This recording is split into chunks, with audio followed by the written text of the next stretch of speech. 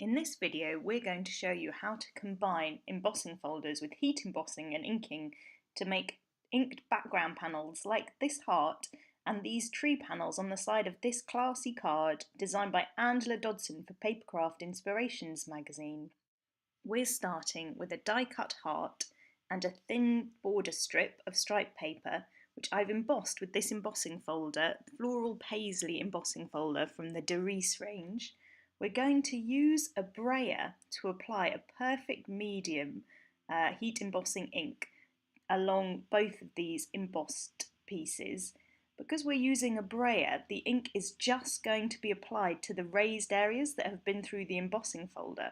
So even though we're rubbing ink all over the top, because we're using the brayer tool, we're just getting ink on those raised areas. So now I'm going to apply a clear embossing powder. This is the same exact technique as you would do with regular stamped heat embossing.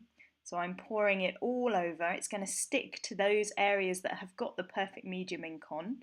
I'll do the same on the heart panel. I'm just going to pour off my waste from the strip and then let's tap that off here. I'm working on just a piece of plain paper that I can then use to catch all my spare embossing powder and pop it back into the pot for me to use later on. So now we're going to use a heat gun tool to melt the embossing powder. I'm working on a heat-proof mat, but you can also use a ceramic tile or any good heat-resistant surface that you've got to do this. And as I am moving my heat gun around over those areas of powder, they just melt down, so you end up with a nice clear protective layer that will just be sitting on top of the raised areas. You can see on this strip, you can almost see the powder there on the raised areas. And as I apply the heat gun over the areas, it's going to melt it down and we'll get almost like a lacquer effect that will be sitting just on the raised pattern on these embossed strips. Now is the fun part, because we're going to add ink over the design. I'm going to use a sponge to make sure I can really get in and apply it.